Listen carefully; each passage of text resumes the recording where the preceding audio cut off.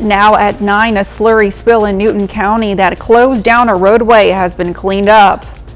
Plus details on a fundraising dinner for a Girard, Kansas boy who just had his third open heart surgery. And we'll check out the oldest house in Jasper County, which people say is also one of the most haunted. The 4 states' most watched news starts now. Thank you for joining us tonight. I'm Elise Noe. The Missouri Department of Natural Resources says a slurry spill in rural Newton County is cleaned up. The slurry was being transported to a lagoon by Denali Water Solutions. They say around 2 p.m. yesterday it spilled on Quince Road near Fairview. The spill shut down the road temporarily. It reopened around 3 p.m. today, but some residents still have concerns. There is some concern. You're seeing out east where some of this has been applied, land application, where the federal government's come in and basically deemed it a toxic waste dump because of PFAs and things like that. And so what we're trying to do is navigate some of that information to work with the fertilizer board and the DNR. Officials with the Denali say the spill was caused by an equipment failure on their delivery line. People in Caney, Kansas are praying for rain and solutions to what's become a dire and dangerous situation with the town's water supply. The city held a public meeting last night to get ideas now that the town has mandatory conservation measures in place. Reporter Caitlin Deggs has more. People tell me they're worried about the future of this town. Businesses have had to restrict their restrooms to paying customers only, and the school plans to go down to 4 days a week to conserve water. People who live in Caney, like Debbie Mitchell and Karen Brown, say it's been tough trying to get by with only a little bit of water. I used to do laundry like twice a week. Now then it's once a week. Dishes about 2 every other day. Showers every other day. The town of Caney is on the highest level of water restrictions at emergency level 2.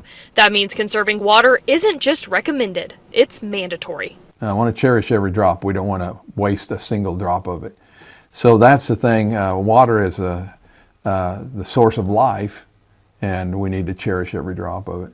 Kelly Zellner is the city manager of Caney. He says the city's worst drought was in 1952, and the city is about to break that record. You never think that you're going to surpass the record of drought, but we're hoping and believing there's going to be rain. If we don't get rain by the end of the year, we're going to have to declare a state of emergency for the city of Caney. They're hoping to avoid that by putting up portable toilets and keeping kids home from school 1 day a week. The people in Caney are holding on to that hope that rain will come and they'll be able to get back to normal. And we just do what we can to help what we can, and pray that others are doing the same. The people of Caney might be getting some relief as meteorologist Sam Lane joins us with a first look at weather. You're right, Elise. The folks in Caney, Kansas, as well as across the entire 4-state area, is going to be looking at the possibility of some heavy rain in the forecast. But in the meantime, we're going to have mostly fair skies tonight. But look at this cloudiness down to the south and west. That is major Hurricane Norma, and Norma is going to be making a move toward the north, coming ashore near Cabo San Lucas, and then that moisture is going to make its way up into our area as we head through the middle part of the coming week. And that means some good news as far as some rainfall forecasts. Right now, though, no rain in the forecast. Temperatures in the 60s, dropping down to about 56 by tomorrow morning. And if you're heading out to the Maple Leaf Parade, I know a lot of us here at the station are going to be there. A few clouds with a cool start of 56 degrees at 7 a.m. and a mild ending at around 71 degrees at noon. And looking down the lane, we're going to have a fantastic Saturday, a sunny Sunday, but then increasing clouds on Tuesday and some widespread decent rainfall across our forecast. And I'll tell you more about that coming up in just a little bit. All right, thanks, Sam. Girard, Kansas has a date to rally around a 4-year-old boy. Emmaus Short has a rare condition where some of his organs have formed abnormally. I sat down with Emmaus and his family to learn more. Emmaus Short has faced many challenges at his young age. At just 4 years old, Emmaus has already had 3 open heart surgeries. He has a rare heart condition called heterotaxy syndrome, a birth defect where some of his organs have formed abnormally. I think at first we just didn't know what to do, what to think, how to feel, and our default was to just trust God with what was happening in his life and what that meant for us. His most recent heart surgery was in September of this year. As of now, as of the third surgery, he essentially has a slightly different blood circulation, but he will do just fine through to adulthood. After Emmaus's last surgery, the Short Family's Church decided to host a benefit dinner to help the family with medical expenses. You know, we want to help and support them in any way we can, and so we thought at this point a good thing to do would be a soup and chili fundraiser. The number of people who have been supportive and encouraging and have prayed for Emmaus throughout all this is crazy. Just the amount of love we've received. Their church community isn't the only one who's showing support for Emmaus. His 3 older siblings have been there for their little brother every step of the way. There's definitely a lot of hospital stays, but there's some people living nearby that we can stay at their house sometimes. While Emmaus could have more procedures in the days, weeks, months, and years to come, his family and community are rallying behind him with continuous love and support. The Soup for Short Family fundraiser takes place tomorrow at the Girard Bible Church from 5 p.m. to 7. The carnival arrived today at the Maple Leaf Festival in Carthage. It's been a week of fun activities, including live entertainment, competitions, vendors, and displays. The Chamber of Commerce estimates this festival brings close to 65,000 people to this historic community. People, they plan their family reunions, they plan all their family come in for this week, and they're trading in our restaurants, they're staying in our hotels. Every hotel is sold out, and they're shopping. This is a huge economic impact to our community. The festival culminates tomorrow with a massive parade, car show, tractor show, quilt show, petting zoo, walking tours, and carnival. A party at St. Luke's Nursing Center in Carthage really went to the dogs today. The Senior Living Center hosted a costume dog parade. 4-legged fashionistas got to strut their stuff in such costumes as a taco and Batman. For many of the residents, the event reminded them of the cats and dogs they used to have. You know, maybe they had a dog or a cat when they were younger, and so we just get to hear stories from them about their dog. This morning during exercise, I actually asked them if they had dogs when they were younger, and the event also featured a live band. Southwest Missouri experienced some of the worst guerrilla warfare of the Civil War. Few buildings and homes survived. One of them in North Carthage is the Kendrick House, sitting at 174 years old. It was used as a family home, a community hospital, and military headquarters. Today, it's a living museum. As KOAM's Tanya Bach discovers, some of its occupants are still there. Elvira Kendrick, Joshua Kendrick, Austin Kendrick. Lisa Martin is talking about the people who never left the Kendrick Mansion, the oldest home in Jasper County. Rose, who was a servant of the family for many years. Elizabeth Kendrick, who was the first Mrs. Kendrick here. Elizabeth and her husband, William Kendrick, built this modified federal-style house in 1849.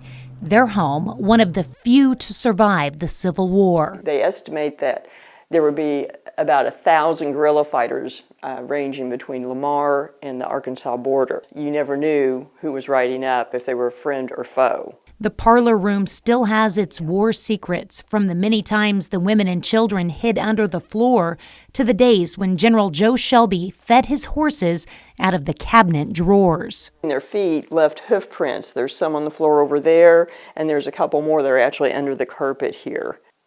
During the Battle of Carthage, the table I'm lying on was used as a field hospital operating table. Today, when visitors come to the Kendrick House and lie on the table, they often have unusual experiences. The Kendrick descendants lived in the home until the late 1960s. Today, a nonprofit runs the Kendrick House, with Martin on the board for the past 15 years. She's also a member of the Paranormal Science Lab research group. Carol is very, very active in the house. We get lots of EVPs related to her.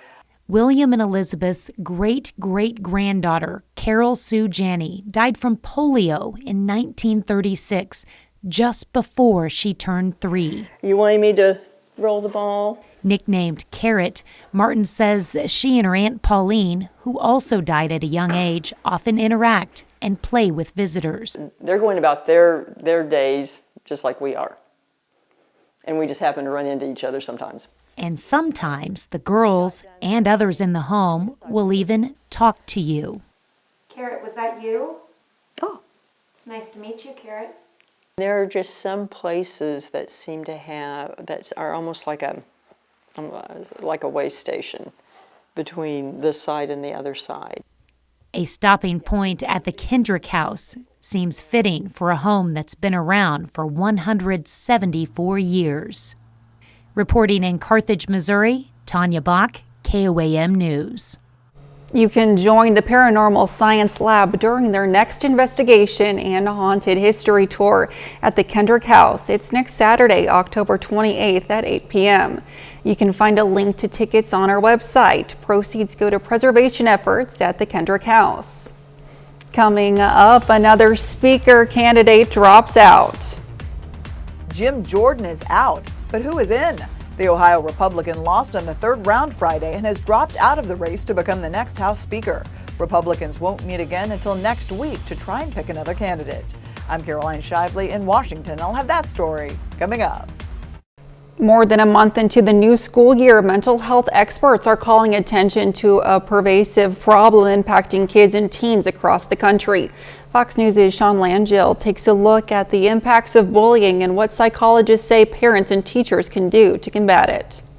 Bullying remains a big problem across the country. Data collected by the CDC finds roughly 14% of public schools say they deal with instances of bullying every day or at least once a week. About 20% of children tell us that each year they are bullied within a school setting. And with October marking National Bullying Prevention Month, psychology experts say it's important parents talk to their kids about what they're experiencing at school so they can feel more comfortable voicing their concerns. Children are often reluctant to report bullying that they've experienced. Parents are critical in having those regular conversations so that they can pick up on problems that might indicate that their child may be a target. While physical bullying can result in bodily harm, research from the National Institutes of Health finds verbal and cyberbullying can make kids feel insecure, lead to anxiety, cause sleep disturbances, and stomach problems, and more.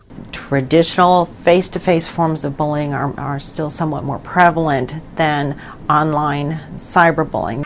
Susan Limber of Clemson University says kids in elementary and middle school are more likely to bully each other than students in high school. Bullying prevention efforts seem to be somewhat more effective in elementary and middle school settings as opposed to high school settings. One having to do with the prevalence, the ingrained attitudes and behaviors.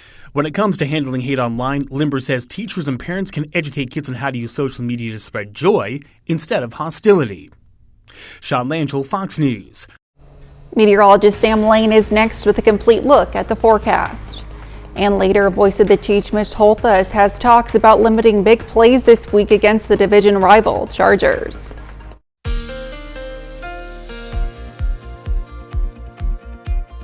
Well, friends, we have had a fantastic Friday across the 4 states, and it looks like we're going to have a pretty nice weekend as well. Let's take a look outside right now at Seneca, Missouri, at Indigo Sky Casino and Resort. Things are looking pretty nice. We made it up to 80 degrees today, which was only 9 degrees from the record set back in 1979. We were right on target for the low at 47 degrees, and of course we're way behind on the rainfall, but we're going to catch up on that as well in the forecast. Temperatures right now are very pleasant, generally in the mid 60s, even some low 70s still at this hour. 70 at Yates Center, 71 in Sedan, 72 the warm spot in Independence. Meanwhile, it's 61 degrees over there in Cassville. Satellite view shows hardly anything going on in the entire region.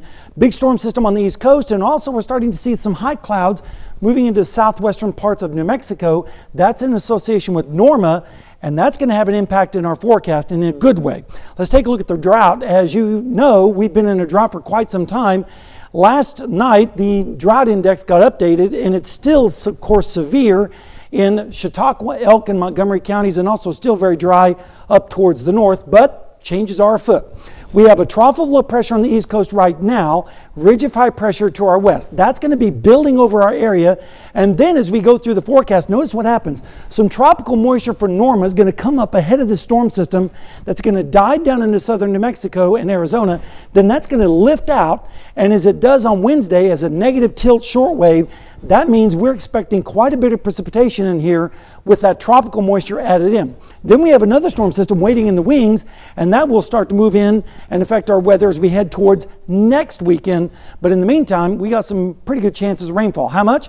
Well, the GFS model by Tuesday evening is showing rain starting to develop out towards the west. Then as we go into Wednesday, notice the rainfall amounts over several inches in northeastern Oklahoma. Then as we go into Thursday, wouldn't that be nice if we saw 3-inch rainfall amounts in southeastern Kansas, which is where the drought is the severest? If we look at the European model, it's very similar, which is kind of unusual for the models to be in this much of agreement. So we're very confident that we're going to see several inches of rain in a lot of spots in our region as we head through the forecast. And by Thursday, you can see on the European model, it's also forecasting about 3 inches of rain out towards the west where they desperately need it. Now, we do have a front dropping down from tonight, but it's a dry front. Not expecting any precipitation with this. Temperatures in the mid-50s for lows. Then tomorrow, mostly sunny with highs in the low to mid-80s. Once again, across the area, close to record highs with that front moving down to the south. Then as we go into Sunday morning, lows will generally be in the upper 50s and lower 60s across the area. And then as we head into Sunday afternoon, we're expecting temperatures to rebound into the upper 70s and lower 80s. And over the next 7 days, here's the forecast. A good shot of rain in here as we head towards Wednesday, Thursday especially, and then Friday, the rain continues into the morning. And then in the extended forecast, another bout of rain late Sunday of next week. So hopefully we will get several inches of rain in southeastern Kansas. It's certainly a gorgeous day today. Absolutely. And tomorrow too. Yes, thanks, Sam. Coming up, the Middle East war intensifying. Fighting escalates along the Israeli-Gaza border. I'm Mallory Rivera in Jerusalem, and I'll have more on what's next for Israeli forces.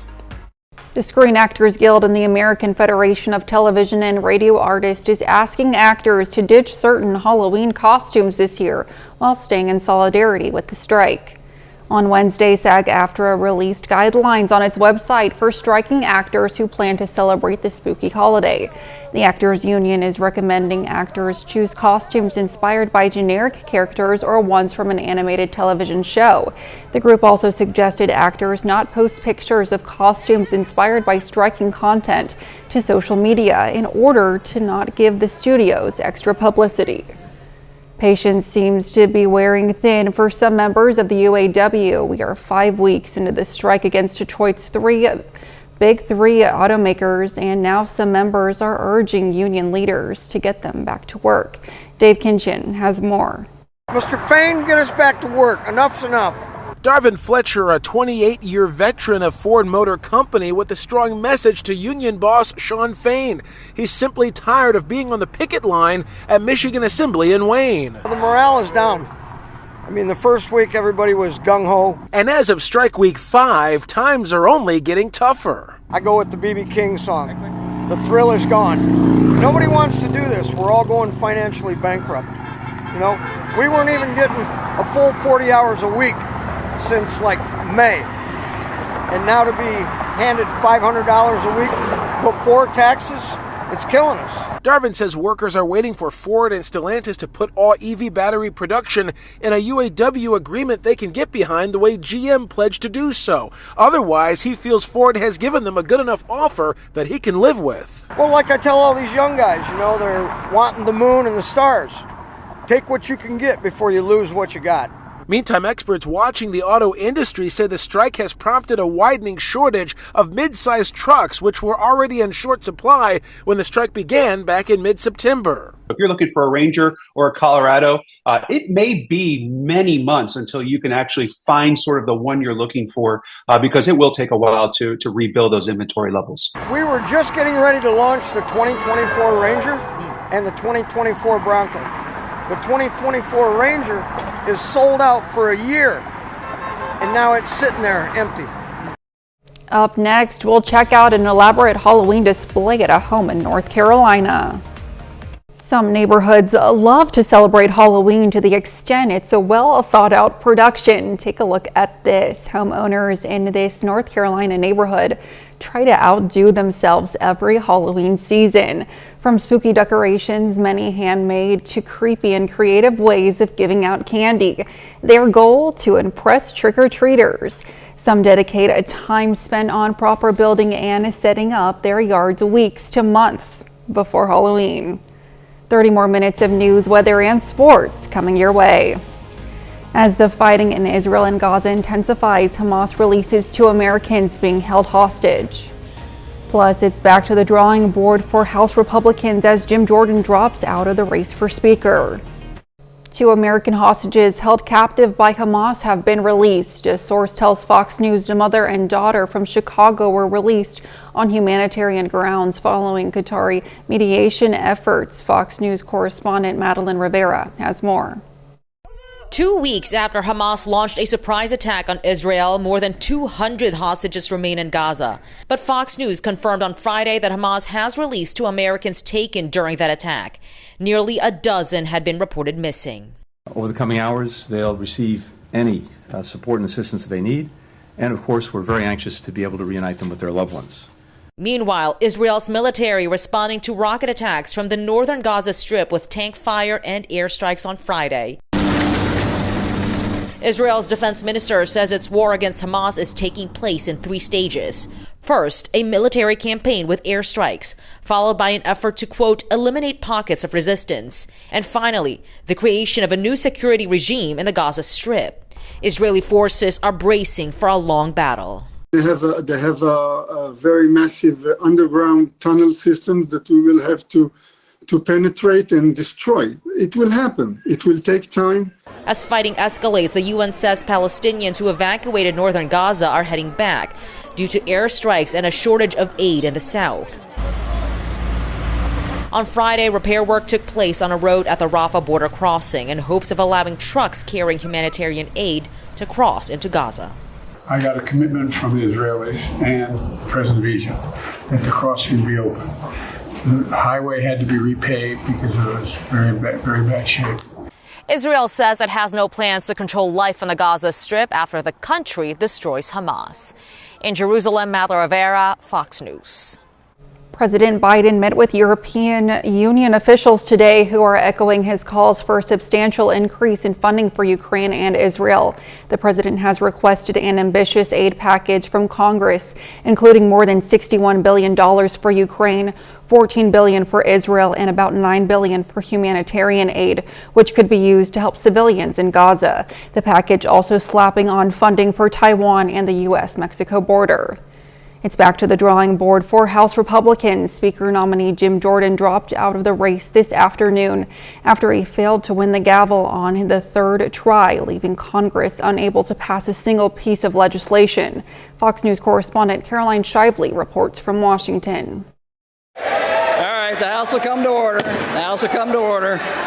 Still no speaker in the House at this hour, but plenty of frustration. I don't think the Lord Jesus himself could get to 217 with this conference. The GOP conference voted to ditch ultra-conservative Jim Jordan as their nominee Friday afternoon in a closed-door session. Do you think someone in that room can get 217 votes? Man, I hope so. I think so. I really do. Jordan got the boot after he failed to win the gavel on the 3rd floor vote. No person having received a majority of the whole number of votes cast by surname, a speaker has not been elected. The House has been without a speaker since October 3rd, when members ousted Kevin McCarthy in a coup led by 8 GOP members angered by a deal he struck with Democrats to keep the government open.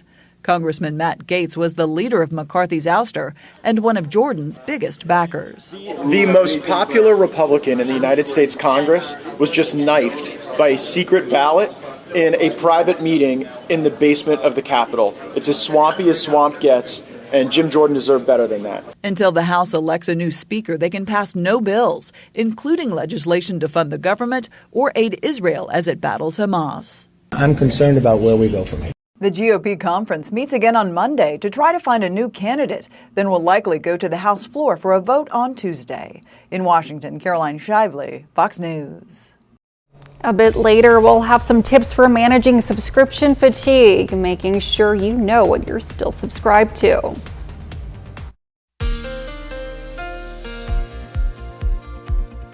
Well, folks, we are starting the weekend off right with lots of sunshine and warm temperatures, certainly for this time of year. And it looks like it's going to continue through the weekend. Right now at Seneca, Missouri at Indigo Sky Casino and Resort, things are looking pretty nice. This afternoon, we made it up to 80 degrees after starting out at 47, which is where we're supposed to be. But we were 11 degrees above normal on the high. And of course, we're way behind on the rainfall. But we're going to catch up on that a little bit as well as we go through the forecast. But tonight, mostly fair and mild. Temperatures in the mid-60s, 63 in Stockton, 65 in Nevada. Pick out your hometown. Still in the lower 70s out to the west, like Independence with 71.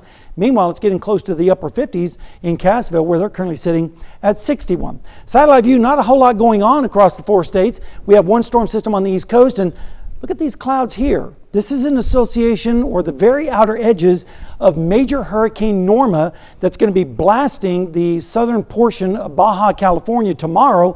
And that moisture is headed our way. And that's going to help with the drought situation a little bit, especially for our friends and folks in southeastern Kansas, where they are still dealing with exceptional drought in Chautauqua, Elk, and Montgomery counties, and also a little bit in Greenwood County. And also it's still very dry up towards our north. But as we go through time, we're going to see this ridge of high pressure shoved down to the south. Here comes the moisture from Norma coming up from the south and west. By Tuesday afternoon, we'll start to see some scattered showers. But the big piece of energy is still going to be back to the south and west. And as this ejects out in a negative way, negatively tilted, we have to be concerned about the possibility of severe weather too. But the good news is a large area of rain is expected to break out across our area, and that's good news. And then we have another system waiting in the wings that will make its impact in here next weekend. But in the meantime, let's look at the forecast on the rainfall amounts. By Tuesday evening, we're already starting to see light rain showers back to the south and west.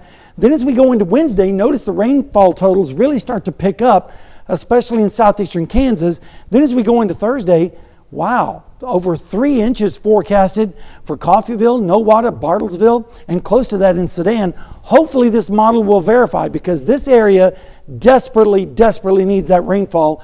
And it looks like we have a good chance at least getting a lot. All right, let's take a look at the forecast tonight. We do have a front dropping down from the north, but it's going to just sail through dry. Not really going to do much except change our wind direction. Temperatures tomorrow are going to be in the mid to upper 80s out towards the west. So they're going to get close to record highs out there. Then as we go into Sunday morning, we'll see cooler air dropping in from the north and east with lows in the low to mid 50s and some upper 40s up to the north and east. Then as we head into Sunday afternoon, still very nice with temperatures in the upper 70s to the east and lower 80s out towards the west, with the south winds starting to pick up ahead of that next storm system. Over the next 7 days, the clouds really start to increase on Monday.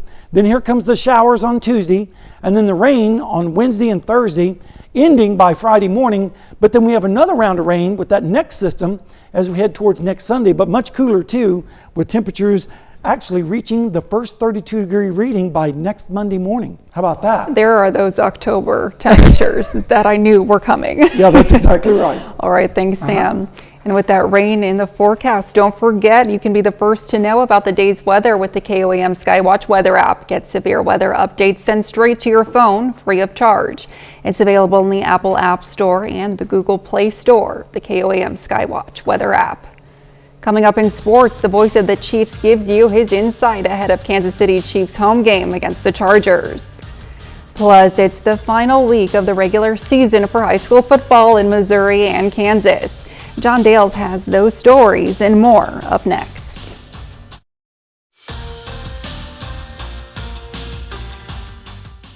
We've already gotten to the end of the regular season for high school football in Missouri and Kansas. Teams play their final games before the postseason tonight, and as always, you'll be able to catch all the highlights right here on Fox 14.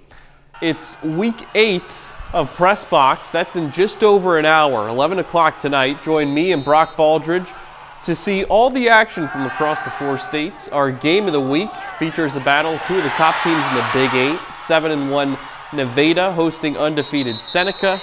Over in Kansas, Parsons tries to bounce back from a loss at Frontenac a week ago. They're at home against Columbus. And in Oklahoma, Fairland tries to continue its hot streak against Concord. Highlights from those games and more tonight.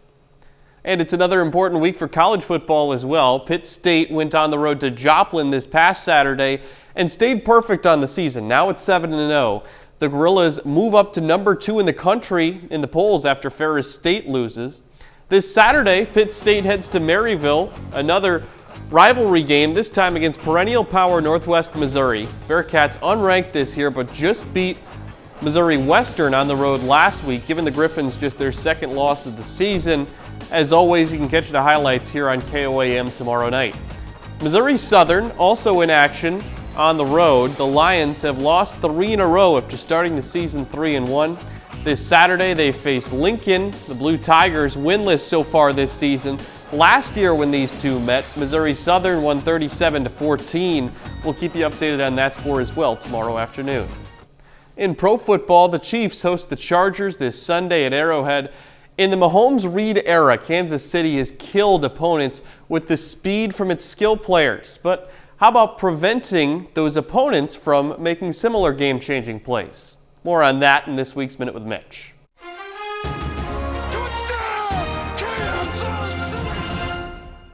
Dante Hall was electric as a returner. He's going into the Chiefs' Ring of Honor. The human joystick was amazing, returning 6 punts and 6 kickoffs for touchdowns in his exciting career. But what about preventing such electric plays? Chief Special Teams Coordinator Dave Tobe has been in his role for 11 seasons with Andy Reid and 9 seasons with the Bears prior to that. Tobe is generally thought to be the best at what he does in the industry, mainly preventing punt and kickoff returns for touchdowns. Since being in the Chiefs' kingdom, Tobe's troops have allowed exactly 0 punt returns for touchdowns and 1 kickoff return for a house call, both the best in the NFL for 10.5 seasons. This week it's the Chargers, and special teams can be electric or unplugged on this Minute with Mitch. The Minute with Mitch is brought to you by Como Jewelry. Every day's game day, Como Jewelry, Pittsburgh, Joplin. That's all for sports. Back with more news after this. Cutting the cord is going to save you less money. Netflix raised prices again.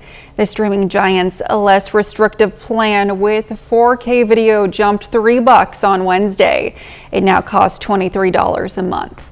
Netflix killed its single stream basic plan, but existing members are grandfathered in and can keep it for $12.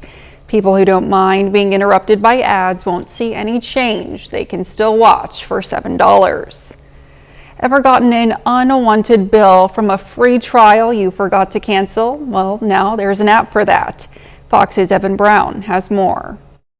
With the rise of consumer technology, a growing number of Americans are finding new services offering high-tech solutions, but with those services come new costs. For example, plenty of folks are cutting the cable cord and replacing a single expense with dozens of bills for streaming and internet. And in a recent survey, 42% of Americans reported losing track of those types of recurring charges, leading to a rise in subscription management apps. It's time where users have a tool that allows them to stop this fear of unwanted bills coming through and making sure that they're not hit in the first place with their account. At least one company is going a step further. ScribeUp is a new startup that uses smart technology to help manage your monthly subscriptions and avoid paying for the ones you forget about. Their approach is proactive, meaning unwanted charges are automatically blocked, even if you forget about them. We keep you ahead of the game. So all of those proactive management pieces of reminders,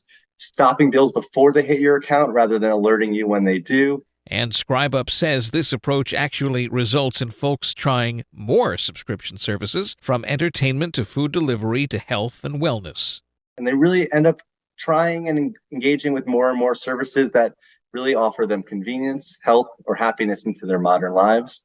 And that's really what we set out to do. And right now, the average American spends about $133 a month on subscription services. In Miami, Eben Brown, Fox News. Coming up, we'll check out a corn maze in Missouri that's gaining national attention for its depiction of Chiefs head coach Andy Reid. In Missouri, an 8-acre corn maze inspired by Kansas City Chiefs head coach Andy Reid is becoming the talk of the fall season. Alan Shope visited the family farm with the maze that's getting national attention from fans. He said, hey, why don't we just do Andy? A little family farm inspiration and a very distinctive Coach Andy Reid feature. Mostly the mustache? Yep, it's a look Coach has down and one Chief fans really like. They're like, oh, that's so cool. Johnson Farms near 177th and Holmes even getting national attention when the Andy Reid corn maze was showed on the Thursday night game broadcast last week. My phone was blowing up then. I bet, but this was almost a completely different looking maze. My daughter wanted to do Taylor and Travis in a heart, but I was afraid of that. I know, right? What a bummer if they'd broken up or something. So it's Andy getting the call to the corn. Hard. Jean says it's not that complicated of a maze. She says it's only 8 acres and there's exits on each side to get out if you get lost. Plus, she adds, there's a poster of Andy Reid out front and the maze, so you can kind of work your way through it. Medium to easy. It's not super duper hard. But it is extremely cool. Andy Reid with the mustache, how can you go wrong? Well, as long as you don't take a left when you should have taken a right. That's our time for tonight. Thanks for joining us. We'll leave you with a video of elephants destroying pumpkins at an Oregon zoo. We'll see you back here next time. Thanks for making us part of your night.